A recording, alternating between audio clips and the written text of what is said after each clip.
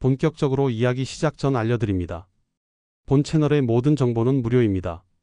무료 구독과 좋아요로 평생 배움을 원하신다면 지금 바로 구독 버튼을 눌러 함께 하시기 바랍니다. 안녕하십니까? 69세 비뇨기과 의사 박요섭입니다.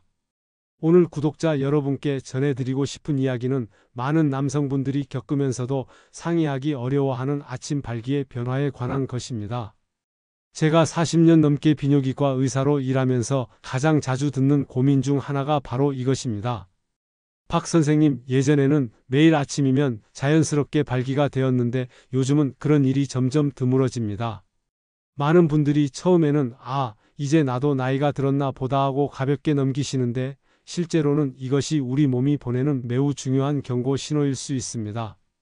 진료실 경험을 바탕으로 말씀드리면 50대 이후 남성의 약 75% 이상이 아침 발기의 빈도 감소를 경험하십니다.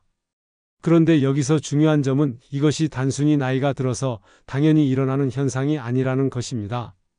아침 발기는 우리 몸의 여러 시스템이 조화롭게 작동하고 있다는 증거이며 특히 혈관 건강, 호르몬 균형, 신경계의 기능을 종합적으로 보여주는 지표입니다.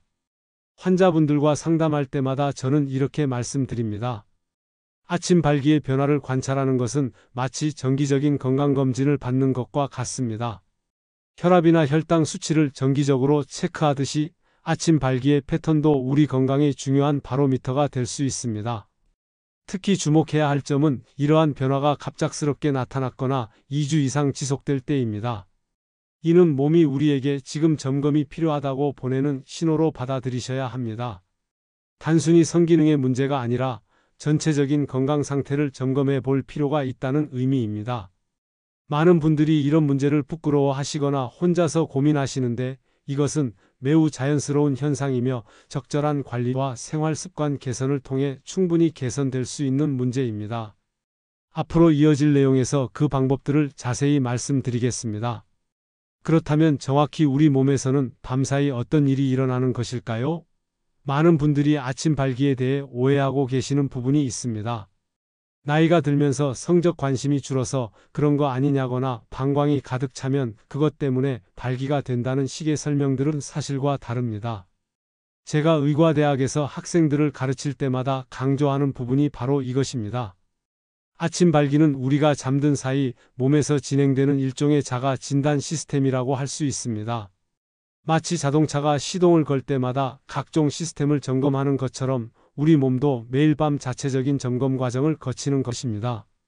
수면 과정을 자세히 들여다보면 우리는 여러 단계의 수면을 반복하게 됩니다. 특히 렘 수면이라고 불리는 단계가 매우 중요한데 이때 우리 뇌는 놀랍게도 깨어 있을 때만큼 활발하게 움직입니다. 동시에 우리 몸의 내분 비계는 테스토스테론이라는 호르몬을 평소보다 더 많이 생산하기 시작합니다. 여기서 흥미로운 점은 혈관계의 반응입니다.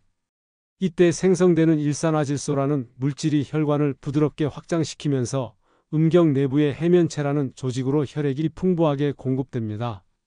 마치 스펀지가 물을 빨아들이듯이 말이죠. 이렇게 채워진 혈액은 주변의 정맥을 압박하여 밖으로 빠져나가지 못하게 되고 그 결과로 자연스러운 발기가 형성됩니다. 가장 중요한 사실은 이 모든 과정이 의식이나 성적 자극과는 전혀 관계없이 자동으로 진행된다는 것입니다. 건강한 남성의 경우 하룻밤에 3-5회 정도 이런 과정이 반복되며 마지막 주기가 보통 아침 시간대에 일어나기 때문에 우리가 깨어났을 때 발기 상태를 인지하게 되는 것입니다. 이런 생리적 과정을 이해하면 아침 발기가 없다는 것이 단순히 나이가 들어서 또는 관심이 없어서가 아니라 우리 몸의 여러 시스템 중 어딘가에 문제가 생겼다는 신호일 수 있음을 알 수 있습니다. 이제 아침 발기 과정에서 가장 핵심적인 역할을 담당하는 테스토스테론에 대해 자세히 알아보겠습니다. 제가 진료실에서 환자분들에게 자주 설명드리는 내용인데 테스토스테론은 단순히 남자다움을 느끼게 하는 호르몬이 아닙니다. 이 호르몬은 우리 몸의 거의 모든 기능에 관여하는 매우 중요한 물질입니다. 먼저 테스토스테론이 우리 몸에서 하는 일들을 살펴보면 정말 놀라실 겁니다. 근육의 형성과 유지, 뼈의 밀도 유지, 적혈구 생성, 심지어 기억력과 집중력에도 영향을 미칩니다. 또한 우울감이나 불안감을 조절하는 데도 중요한 역할을 하죠. 그래서 테스토스테론 수치가 떨어지면 성기능 문제만 생기는 것이 아니라 전체적으로 활력이 떨어지고 기분도 우울해지는 경우가 많습니다. 특히 주목할 점은 테스토스테론의 일주기 리듬입니다. 건강한 남성의 경우 새벽 4시에서 8시 사이에 테스토스테론 농도가 가장 높아집니다. 이것이 바로 아침 밝기가 새벽 시간대에 자주 발생하는 이유입니다. 마치 조화롭게 짜여진 오케스트라 연주처럼 호르몬 분비와 생리적 반응이 정확한 타이밍에 맞춰 일어나는 것입니다.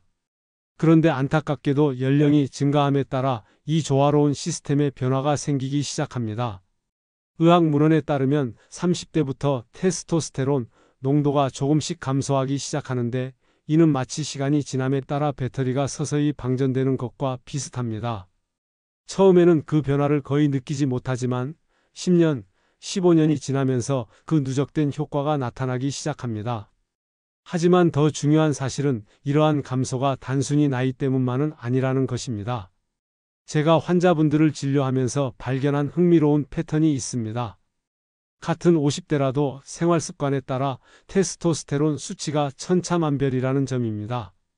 예를 들어 장기간의 스트레스는 코르티솔이라는 스트레스 호르몬을 증가시켜 테스토스테론 생성을 억제합니다. 또한 복부 비만이 있으면 지방 조직이 테스토스테론을 에스트로겐으로 전환시켜 남성 호르몬 수치를 더욱 떨어뜨립니다. 당뇨병이나 고혈압 같은 대사질환도 테스토스테론 수치에 직접적인 영향을 미칩니다. 특히 일부 혈압약이나 항우울제 같은 약물들도 호르몬 균형에 영향을 줄 수 있어 약물 복용력을 자세히 확인하는 것이 중요합니다. 테스토스테론이 충분하다고 해서 모든 문제가 해결되는 것은 아닙니다. 제가 환자분들을 진료하면서 자주 마주치는 경우가 있습니다. 호르몬 검사 결과는 정상인데도 아침 발기나 성기능에 문제가 있는 분들이 많다는 점입니다. 이런 경우 대부분 혈관 건강에 문제가 있는 것으로 나타납니다. 성기능을 이해하는 데 있어 혈관계의 역할은 정말 중요합니다. 제가 학생들에게 설명할 때 사용하는 비유가 있습니다. 호르몬이 명령이라면 혈관은 그 명령을 실행하는 운반체라고 할 수 있습니다. 아무리 좋은 명령이 내려져도 그것을 전달할 통로가 막혀 있거나 좁아져 있다면 아무 소용이 없겠죠? 음경 내부의 구조를 보면 두 개의 원통형 조직인 해면체가 있습니다.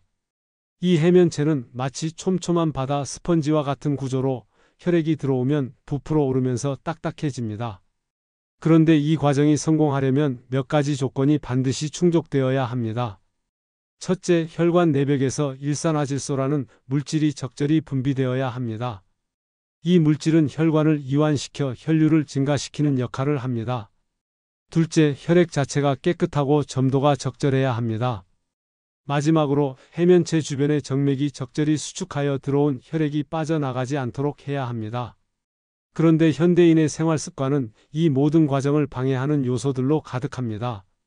진료실에서 가장 자주 보는 문제들이 바로 혈관 건강 악화입니다. 고지혈증으로 혈관 내벽에 기름때가 끼고 동맥경화로 혈관이 딱딱해지며 당뇨병으로 혈관 내벽이 손상되고 고혈압으로 혈관이 지속적으로 긴장 상태에 있게 됩니다. 특히 흡연은 혈관 건강에 치명적입니다. 담배를 피우면 혈관 내벽이 손상되고 일산화질소 생성이 억제되며 혈액의 점도가 높아집니다. 제가 진료실에서 강조하는 것은 혈관 건강과 성기능은 같이 간다는 점입니다. 실제로 심장혈관 질환이 있는 환자의 약 70%가 발기부전을 경험한다는 연구 결과도 있습니다. 반대로 젊은 나이에 발기부전이 있다면 이것이 심혈관 질환의 조기 징후일 수 있어 더욱 주의 깊게 살펴봐야 합니다. 그래서 제가 항상 환자분들께 말씀드리는 것은 심장에 좋은 것이 성기능에도 좋다는 것입니다.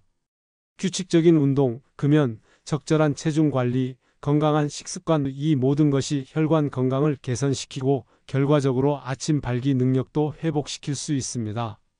혈관 건강만큼이나 중요하면서도 많은 분들이 간과하시는 요소가 바로 수면입니다. 제가 환자분들께 최근 잠은 잘 주무세요? 라고 물어보면 대부분 그럭저럭 잡니다 라고 대답하십니다. 하지만 그럭저럭이라는 답변 속에 성기능 문제의 핵심이 숨어 있는 경우가 많습니다. 수면 연구를 통해 밝혀진 사실들을 보면 정말 놀랍습니다. 우리가 잠들어 있는 동안 뇌는 여러 단계를 거쳐가며 신체를 복구하고 재정비합니다. 이 중에서도 빠른 안구 운동 수면, 즉 렘 수면 단계가 아침 발기와 가장 밀접한 관련이 있습니다. 이 시기에 우리 몸은 마치 공장의 밤 정비 시간처럼 각종 시스템을 점검하고 재정비합니다. 흥미롭게도 렘 수면 동안에는 뇌의 활동이 깨어 있을 때와 비슷할 정도로 활발해집니다. 동시에 몸은 완전히 이완되면서도 생식 기능에 관련된 여러 생리적 반응들이 자동으로 일어납니다. 이때 일어나는 발기는 성적 자극과는 전혀 무관한 순전히 생리적인 현상입니다. 문제는 현대인의 수면 패턴입니다. 진료실에서 자주 보는 사례들을 말씀드리면 스마트폰 때문에 늦게 잠드시거나 야간 근무로 수면 주기가 엉망인 분들, 수면 시간은 충분한데도 자주 깨시는 분들이 많습니다. 특히 50대 이후에는 전립선 문제로 밤에 2, 3번씩 소변으로 깨시는 경우가 많은데 이것이 수면의 질을 크게 떨어뜨립니다. 수면무호흡증도 간과할 수 없는 문제입니다. 코를 골거나 자는 중에 숨이 멈추는 증상이 있으면 깊은 수면에 도달하지 못해 렘 수면 시간이 줄어듭니다. 이런 상태가 지속되면 아침 발기 능력이 현저히 떨어질 뿐만 아니라 테스토스테론 수치도 함께 감소합니다. 제가 환자분들께 수면 일지를 써보시라고 권해드리는 이유가 여기에 있습니다. 몇 시에 잠들고 몇 번 깨고 언제 일어나는지 기록해보면 의외의 패턴을 발견하실 수 있습니다. 또한 잠자리 환경도 중요합니다. 방이 너무 밝거나 뜨겁거나 소음이 많으면 깊은 수면에 방해가 됩니다. 수면의 질을 개선하면 놀라운 변화를 경험하실 수 있습니다. 환자 중 한 분은 수면 환경을 개선하고 규칙적인 수면 시간을 지키기 시작한 후 3주 만에 아침 발기가 다시 나타나기 시작했다고 하셨습니다. 또 다른 환자는 수면무호흡증 치료를 받은 후 성기능뿐만 아니라 전반적인 활력과 집중력도 크게 개선되었다고 보고했습니다. 잊지 마시길 바라는 것은 수면은 사치가 아니라 필수라는 점입니다. 특히 50대 이후에는 수면의 질이 전반적인 건강과 성기능에 직접적인 영향을 미치기 때문에 이 부분을 소홀히 해서는 안 됩니다. 수면의 질과 함께 우리가 반드시 고려해야 할 요소가 바로 스트레스입니다. 진료실에서 40년간 환자분들을 만나면서 깨달은 한 가지는 마음과 몸이 생각보다 훨씬 더 밀접하게 연결되어 있다는 사실입니다. 특히 스트레스는 성기능에 있어서 마치 브레이크 역할을 하는 경우가 많습니다. 최근 한 환자분의 사례를 말씀드리면 건강검진 결과도 정상이고 생활습관도 양호한데 아침 발기가 사라졌다고 상담을 받으러 오셨습니다. 자세히 이야기를 들어보니 직장에서 큰 프로젝트를 맡으시면서 밤낮으로 스트레스를 받고 계셨더군요. 몸은 건강한데 왜 이런 문제가 생겼을까라며 걱정하시는 모습이 안타까웠습니다. 스트레스가 우리 몸에 미치는 영향은 생각보다 복잡하고 심각합니다. 스트레스를 받으면 우리 몸은 위험 상황으로 인식해서 생존 모드로 전환됩니다. 이때 부신에서 코르티솔이라는 호르몬이 대량으로 분비되는데 이것이 문제의 시작입니다. 코르티솔은 단기적으로는 우리가 위기 상황에 대처할 수 있도록 도와주지만 장기간 높은 수치가 유지되면 성기능을 비롯한 여러 기능을 억제합니다. 더욱 문제가 되는 것은 스트레스의 연쇄 반응입니다.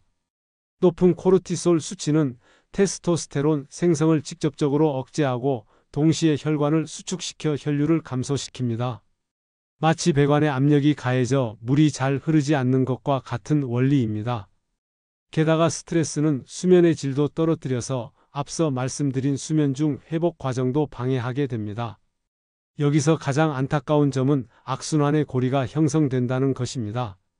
왜 아침 발기가 없을까? 나에게 문제가 있는 건 아닐까? 라는 걱정이 또 다른 스트레스가 되어 상황을 더욱 악화시킵니다. 이런 심리적 부담은 실제 문제보다 더 큰 영향을 미치기도 합니다. 제가 환자분들께 자주 드리는 조언은 스트레스는 관리할 수 있다는 점입니다. 특히 50대 이후에는 젊었을 때처럼 스트레스를 무작정 견디려 하지 마시고 적극적으로 관리하는 습관을 들이시는 것이 중요합니다. 간단한 호흡 운동이나 규칙적인 산책, 취미 활동 등이 생각보다 큰 도움이 됩니다. 특히 경제적 걱정, 건강 불안, 인간관계 문제 등 현대인이 겪는 다양한 스트레스 요인들이 있지만 이런 것들을 모두 혼자 짊어지려 하지 마시고 주변에 도움을 구하거나 전문가와 상담하시는 것도 좋은 방법입니다. 스트레스 관리가 잘 되면 놀라운 변화를 경험하실 수 있습니다. 실제로 많은 환자분들이 스트레스 관리를 시작한 후 몇 주 만에 아침 발기가 다시 돌아왔다고 보고하시곤 합니다.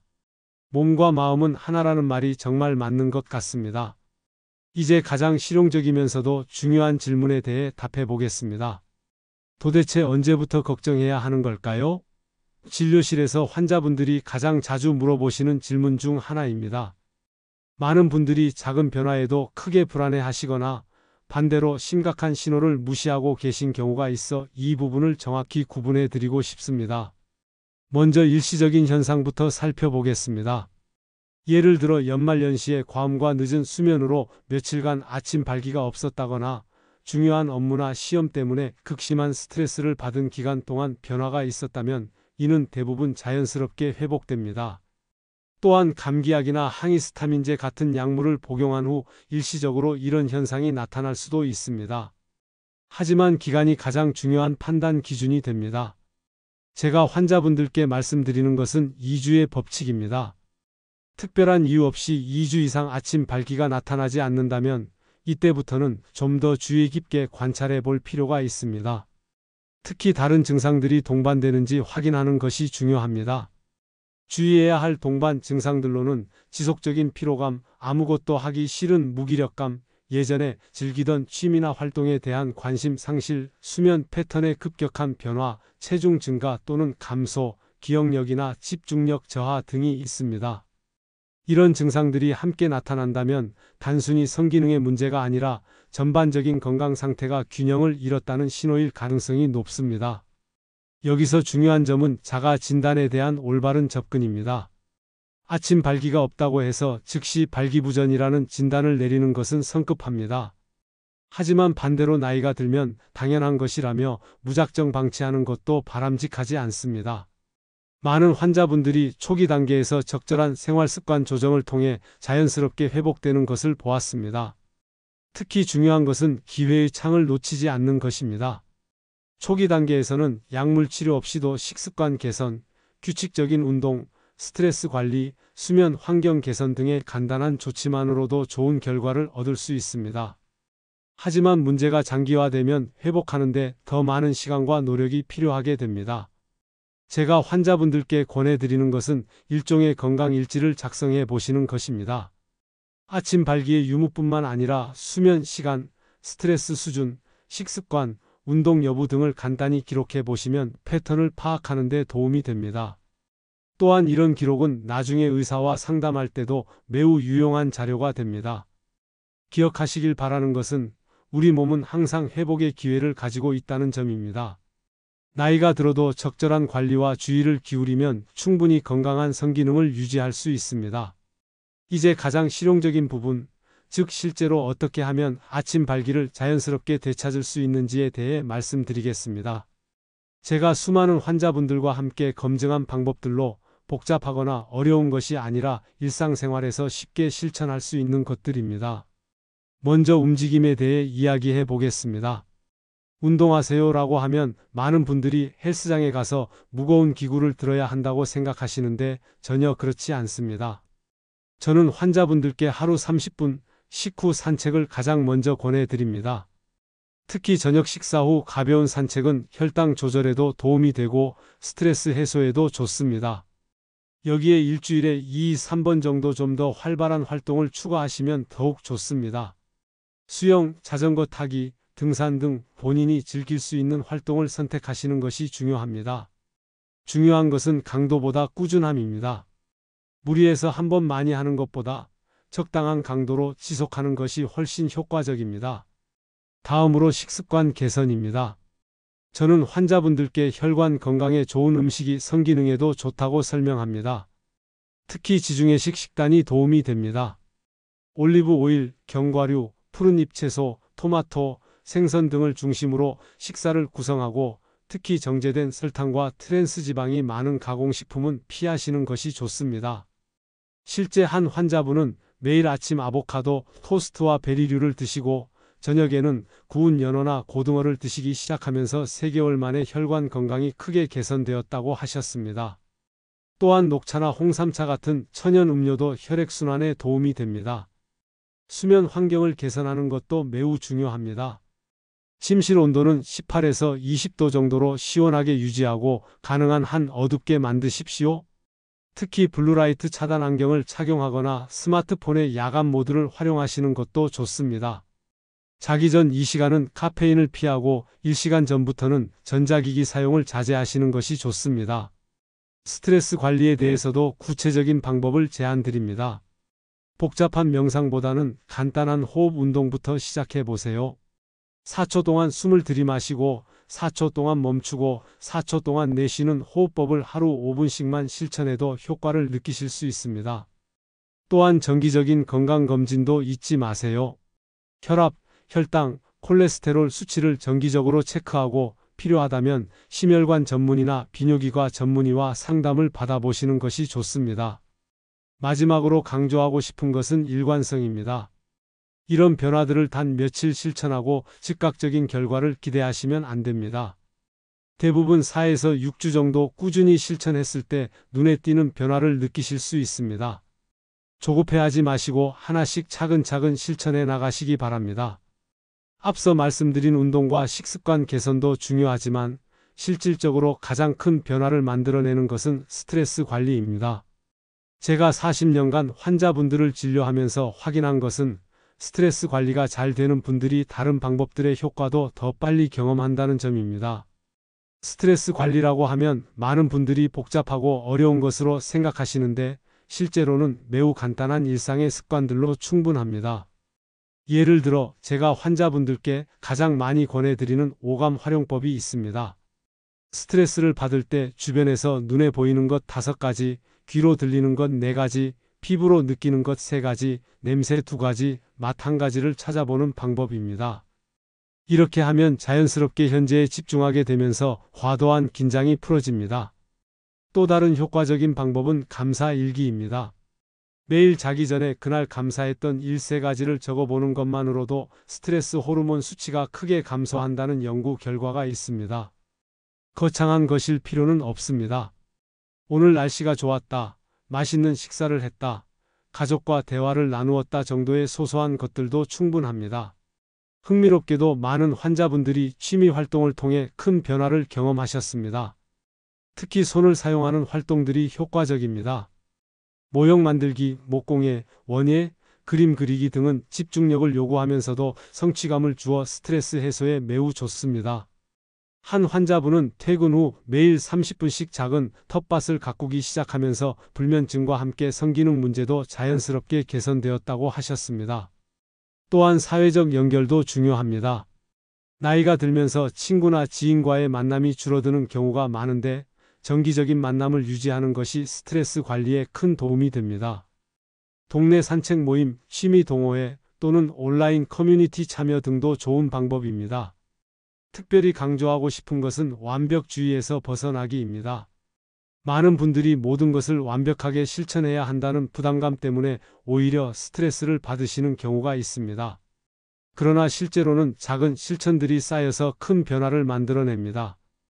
예를 들어 매일 아침 5분씩 스트레칭을 하거나 하루에 물 한 잔 더 마시거나 점심시간에 짧은 산책을 하는 것 같은 작은 변화들이 시간이 지나면서 큰 차이를 만들어냅니다. 한 환자분은 매일 커피를 마실 때 휴대폰을 보지 않고 창밖을 보며 5분간 여유를 갖기 시작했는데 이것만으로도 하루 중 스트레스가 크게 줄었다고 하셨습니다. 마지막으로 전문가의 도움을 받는 것도 부끄러운 일이 아닙니다. 필요하다면 상담 전문가나 정신과 의사의 도움을 받으시는 것도 좋은 선택입니다. 특히 우울감이나 불안감이 지속되는 경우에는 전문적인 치료가 필요할 수 있습니다. 기억하시길 바라는 것은 스트레스 관리는 결승선이 있는 경주가 아니라 평생 가져갈 습관이라는 점입니다. 무리하지 마시고 자신에게 맞는 방법을 찾아 꾸준히 실천해 보시기 바랍니다. 오늘 긴 이야기를 나누면서 우리가 함께 깨달은 것은 아침 발기라는 현상이 결코 단순한 생물학적 반응이 아니라는 점입니다. 이것은 마치 우리 몸 전체의 오케스트라가 조화롭게 연주하고 있는지를 알려주는 지표와 같습니다. 저는 환자분들께 종종 이런 비유를 사용합니다. 아침 발기는 우리 몸의 대시보드와 같습니다. 자동차 계기판에서 여러 경고등이 켜지듯이 아침 발기의 변화는 호르몬 균형, 혈관 건강, 수면의 질, 정신적 스트레스 수준 등 다양한 요소들의 종합적인 상태를 반영합니다. 40년 동안 수천 명의 환자를 진료하면서 확인한 것은 아침 발기 기능이 회복되는 과정에서 동시에 전반적인 건강 상태도 크게 개선된다는 점입니다. 한 환자분은 아침 발기 회복을 목표로 생활 습관을 바꾸기 시작했는데 놀랍게도 만성 피로감이 사라지고 업무 집중력도 높아졌어요 라고 말씀하셨습니다. 또 다른 환자분은 처음에는 성기능 문제로 상담을 받았는데 결과적으로는 제 인생의 전환점이 되었습니다. 혈압약도 줄일 수 있었고 부부 관계도 더 친밀해졌으며 전반적으로 삶에 대한 만족도가 높아졌어요 라고 경험담을 들려주셨습니다. 이처럼 아침 발기 관리는 성기능 개선을 넘어선 총체적 건강 프로젝트입니다. 규칙적인 운동, 균형 잡힌 식단, 질 좋은 수면, 스트레스 관리 이 모든 요소들이 하나로 연결되어 있습니다. 한 분야의 개선이 다른 분야에도 긍정적인 영향을 미치는 선순환 구조를 만들어 갑니다. 여기서 강조하고 싶은 것은 시작의 용기입니다. 많은 분들이 나이가 들었으니까, 이미 늦었으니까라는 이유로 변화를 미루시는데 실제로는 언제든 시작할 수 있고 개선할 수 있습니다. 69세인 제가 여전히 새로운 것을 배우고 실천하려 노력하는 것처럼 우리 몸도 나이에 상관없이 변화에 반응합니다. 마지막으로 당부드리고 싶은 것은 아침 발기의 변화를 부끄러워하거나 혼자 고민하지 마시라는 것입니다. 이것은 매우 자연스러운 현상이며 오히려 우리 몸이 건강 상태에 대해 중요한 정보를 제공하고 있다고 받아들이시기 바랍니다. 저는 오늘 이 대화를 통해 구독자 여러분이 단순히 문제를 해결하는 방법을 아는 것을 넘어 우리 몸과 더 친밀하게 소통하는 방법을 찾으셨기를 바랍니다. 작은 변화부터 시작하세요. 그 변화들이 모여 큰 개선을 만들어낼 것입니다. 건강한 삶은 결코 우연히 주어지지 않습니다. 하지만 우리가 조금씩 관심을 기울이고 노력한다면 나이와 상관없이 활기차고 만족스러운 삶을 누릴 수 있습니다. 여러분의 건강한 미래를 진심으로 응원합니다. 본 채널에서 제공되는 모든 콘텐츠는 제작자의 개인적인 의견과 경험을 바탕으로 한 것입니다. 건강 관련 정보는 참고용일 뿐이며 의학적 조치나 결정을 내리기 전에 반드시 전문 의료인과 상담하시기를 권장합니다.